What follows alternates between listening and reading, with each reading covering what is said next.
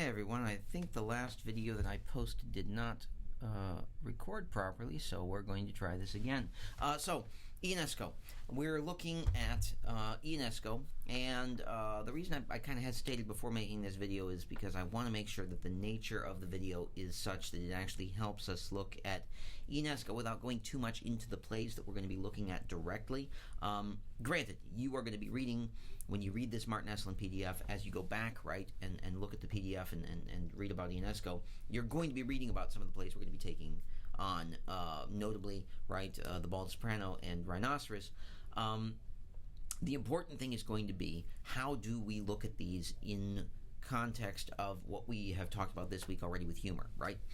Ionesco is particularly humorous in general. He seems to have a lot more humor involved in the plays. He seems to have a sense of humor that comes out in his plays more often than not. And when we talk about the nature of humor, we talked about the nature of the violence and of the violence of language, the weirdness, that the laughter that comes from the disconnection between what you expect and what you get, right? Very much, right? It's the absurd, right? That the absurd can, as we've talked about, be either tragic when we get less than we are hoping for, or it can be comic when we get something that is different, but that surprises us into laughing about something. We don't expect for, right, the balloon to pop and drop something on somebody. We don't expect, right, for somebody to say something that they're saying. And so Ionesco himself, as a Romanian, right, born in Romania, comes to France at a very early age. His first language is French, and his childhood is sort of spent in between places, right? He lives in France for a while, goes back to Romania. Romania is becoming a fascist country. It's sort of being taken over by people that are violent, and revolution is at hand. And so what we see is somebody who is very much shaped by a childhood that is a little bit chaotic, but also a childhood where he loved the theater and eventually realized that he wasn't enjoying it anymore. And when he analyzed, right, what was going on, he said, look, I think I get it. I see the strings in the theater. I see what people are trying to do, and it's embarrassing.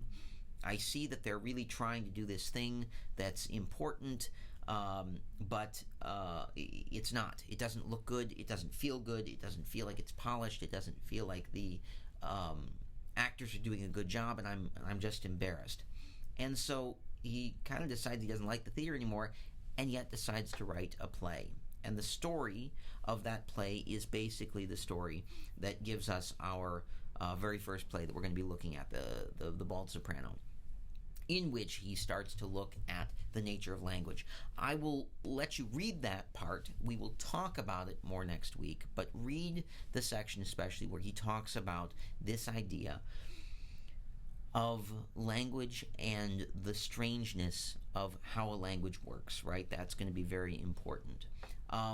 The other thing that we want to talk about that has to do with Ionesco and that has to do with the Martin Esslin PDF is the idea that what Ionesco sees going on in the theater and why he is included in the theater of the absurd is that he is writing plays that he refers to kind of as anti-plays, right? These are not really plays that are meant, in certain cases, to say much to us, right? On the outside, right? They are meant to portray things that are for Ionesco, either tragic or comic, or maybe a mix of both, right? The availability of people to communicate with each other, the inability of people to learn when they go to a school, the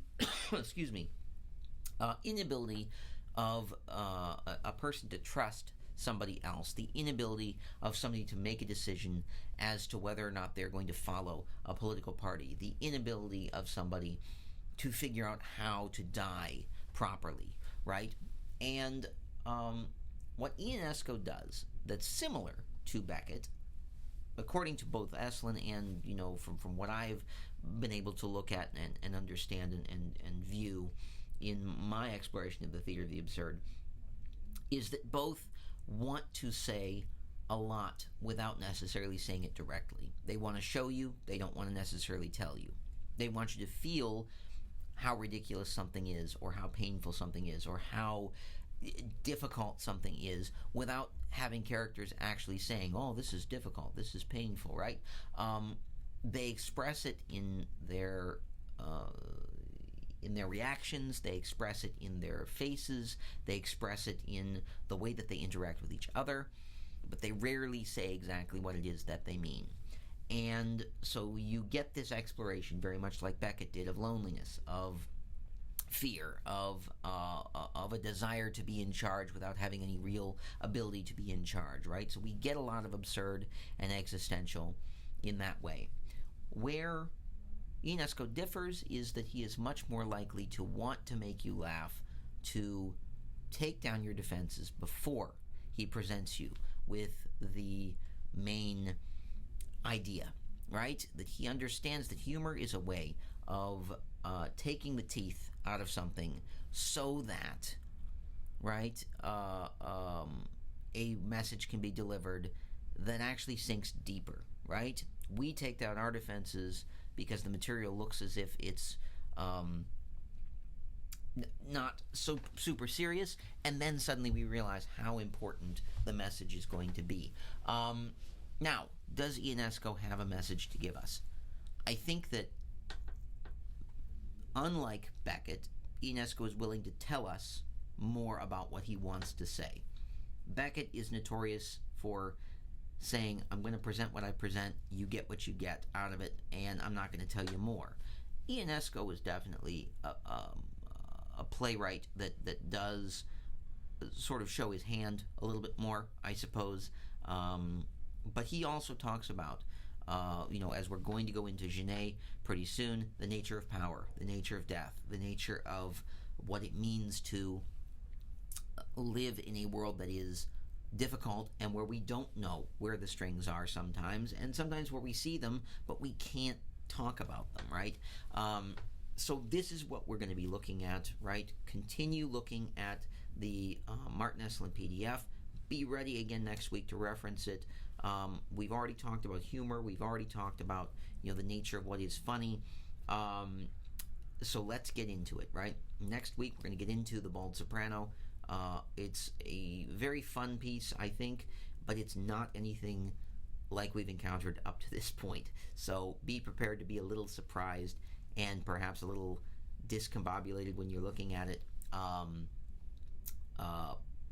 But also be aware that we're going to try to have fun with it. So we're going to get there next week, but up to then, be waiting for a couple of different things. I am giving you commentary and trying to finish up all the remarks that I've got about the